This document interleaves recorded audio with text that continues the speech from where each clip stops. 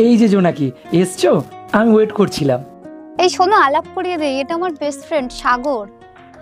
ও ভালো, কিন্তু তোমার বাবা যে বললো বিয়ের আগে তুমি আর আমি যেন একা কথা বলে নি। আমি সেই জন্যই এসেছি, আমার এই বিয়েতে কিছু শর্ত আছে। হ্যাঁ বলো না, কি শর্ত? বিয়ের পরে কিন্তু আমার বেস্ট ফ্রেন্ডের সঙ্গে এরকমই সম্পর্ক থাকবে। আচ্ছা, আমার বেস্ট ফ্রেন্ডের সঙ্গে যদি তুমি আমাকে এক ঘরেও দেখো, তাও কিন্তু সন্দেহ করতে পারবে না। আচ্ছা ঠিক আছে। সপ্তাহে 3 দিন কিন্তু আমরা দুজনে আউটিং এ যাব, আর যা খরচা হবে সমস্ত কিন্তু তুমিই করবে। ওকে।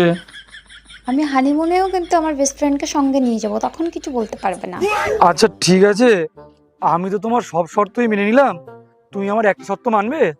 হ্যাঁ, কি শর্ত বলো?